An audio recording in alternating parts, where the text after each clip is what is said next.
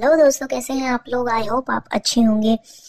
और आज हम कुछ ऐसा पढ़ने वाले हैं जिससे आपको, हमें और हम सबको भारतीय होने पर गर्व होगा। तो आइए हम आज के अपने इस वीडियो को शुरू करते हैं। आज हम उन वैदिक साहित्यों के बारे में जानेंगे जिनकी वजह से हमारा भारत कल भी महान था, आज भी महान है और आगे भी महान रहेगा।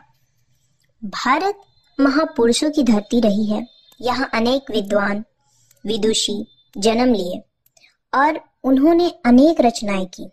तो आइए आज उन्हीं रचनाओं के बारे में जानते हैं। सबसे पहले हम जानेंगे वेद के बारे में। वेद विद धातु से निकला है, जिसका शाब्दिक अर्थ होता है ज्ञान अथवा जानना।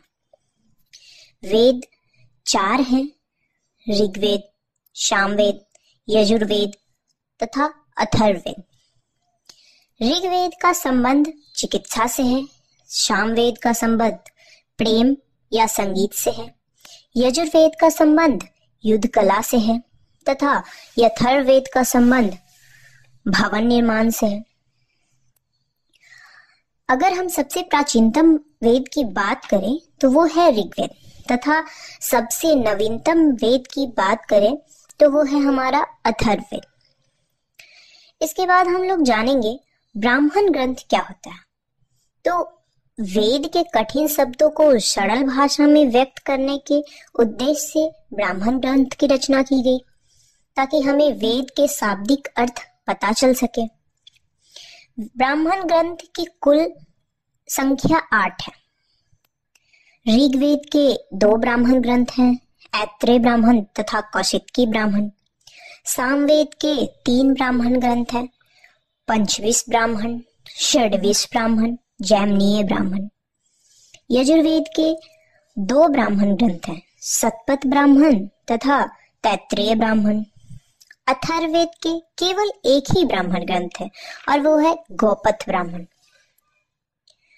सबसे प्राचीनतम तथा सबसे बड़ा ब्राह्मण ग्रंथ यजुर्वेद का शतपथ ब्राह्मण ग्रंथ है, और अगर सबसे छोटा ब्राह्मण ग्रंथ की बात की जाए तो अथर्ववेद का गौपथ ब्राह्मण ग्रंथ है। अब हम लोग आरण्यक के बारे में जानेंगे। इसमें दार्शनिक एवं रहस्यात्मक बातें की चर्चा है। इसकी कुल संख्या 7 है।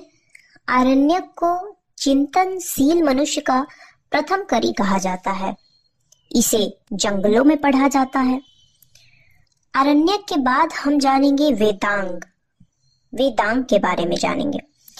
वेदों के विषय वस्तु को अच्छी तरह से समझने के उद्देश्य से वेदांग की रचना हुई। वेदांग की कुल संख्या 6 है। तो पहला है व्याकरण।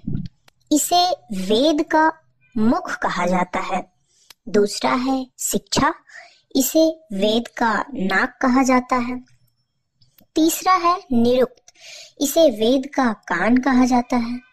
चौथा कल्प, जिसे वेद का हाथ कहा जाता है।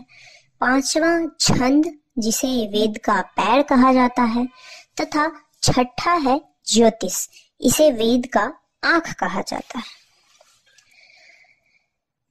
इसके बाद हम लोग जानेंगे वेदांत के बारे में। वेदांत, जैसा कि नाम से ही स्पष्ट हो रहा है कि वेदांत मीन्स वेदों का अंत, तो यह वैदिक साहित्य का सबसे अंतिम भाग है। इसे उपनिषद भी कहा जाता है, जिसका शाब्दिक अर्थ होता है गुरु के पैर के निकट बैठकर ब्रह्म ज्ञान से संबंधित ज्ञान प्राप्त करना। कुल 108 उपनिषद हैं, जिसमें से केवल 13 मुख्य उपनिषद हैं। शंकराचार्य ने 10 उपनिषद पर भाष्य लिखा है। ऋग्वेद के उपनिषद, ऐत्रेय उपनिषद तथा कौशिकी उपनिषद, सामवेद के उपनिषद, छांदोग्य उपनिषद तथा जैमिनीय उपनिषद, यजुर्वेद के उपनिषद, कृष्ण यजुर्वेद के अंतर्गत कठ उपनिषद, तैत्तरीय उपनिषद, श्वेतेश्वर उपनिषद एवं मैत्रेय उपनिषद आता है, जबकि शुक्ल यजुर्वेद के अंतर्गत बृहदारण्यक उपनिषद एवं ईशो उपनिषद आता है। चौथा अथर्ववेद के उपनिषद, अथर्ववेद के सैनक्य शाखा में कोई उपनिषद नहीं है, जबकि पिपलाद शाखा में मुंडको उपनिषद, प्रश्न उपनिषद, मांडुक्य उपनिषद आता है। सबसे बड़ा बृहदारण्यक उपनिषद है, जबकि सबसे छोटा मांडुक्य उपनिषद है। Thanks for watching my video, और ऐसी और वीडियो अपडेट्स पाने के लिए हमारे चैनल से जुड़े रहें। इस वीडियो को लाइक करें, ज़्यादा से ज़्यादा शेयर करें, और ऐसे और वीडियो को देखने के लिए हमारे चैनल को सब्सक्राइब करें ताकि हम और ज़्यादा अच्छे से अच्छे वीडियो ला सकें। के लिए बाय, टेक केयर, मिलते हैं नेक्स्ट वीडियो में।